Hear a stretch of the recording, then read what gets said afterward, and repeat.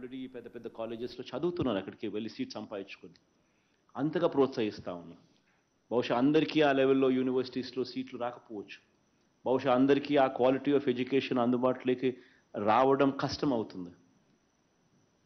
దానికి పరిష్కారంగా మన పిల్లలకు ప్రతి యూనివర్సిటీస్లోనే ఆ యూనివర్సిటీస్నే ఆ సబ్జెక్టులనే ఇక్కడికి మన యూనివర్సిటీస్కి తీసుకొచ్చే గొప్ప ప్రయత్నమే ఈరోజు మనం చేస్తూ ఉన్న ఈ ఎడెక్స్తో ఈ ఒప్పందం, ఈ ఎంఓయు.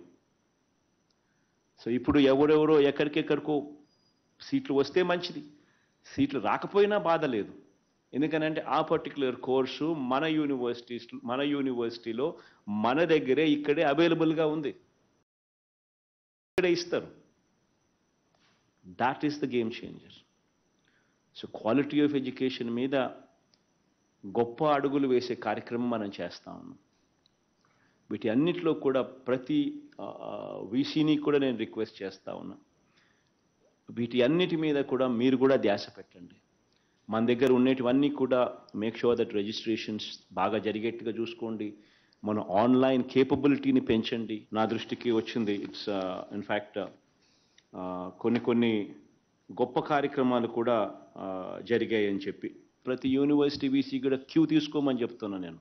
ఇన్ఫ్యాక్ట్ ఒక గొప్ప అడుగులు పడ్డాయి ఆ యూనివర్సిటీస్లో. ఇన్ఫ్యాక్ట్ ఆర్టిఫిషియల్ ఇంటెలిజెన్స్ పూర్తి స్థాయిలో వినియోగానికి అక్కడ చర్యలు తీసుకున్నారు. యూనివర్సిటీలో computer vision, image processing, metaverse learning జోన్ల ఏర్పాటు, ఒక్కో జోన్కు దాదాపుగా 10 కోట్ల రూపాయల పెట్టుబడితో పద్మావతి మహిళా యూనివర్సిటీలో ప్రారంభమయ్యాయి.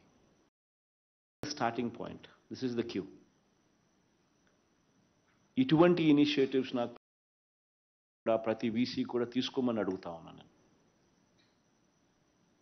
అంటున్న టెక్నాలజీని మనం పూర్తిగా ఓన్ చేసుకోలేకపోతే, టెక్నాలజీని మన పిల్లలకి దగ్గరికి తీసుకొని రాలేకపోతే మనం క్వాలిటీ ఆఫ్ ఎడ్యుకేషన్ ఇవ్వడంలో వెనకడుగు వేస్తాం.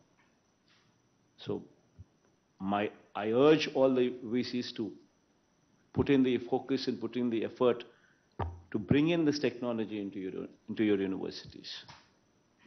కార్యక్రమం వల్ల మంచి జరగాలని మనసారా కూడా కోరుకుంటూ, ఆశిస్తూ అడుగులు ముందుకు వేద్దాం.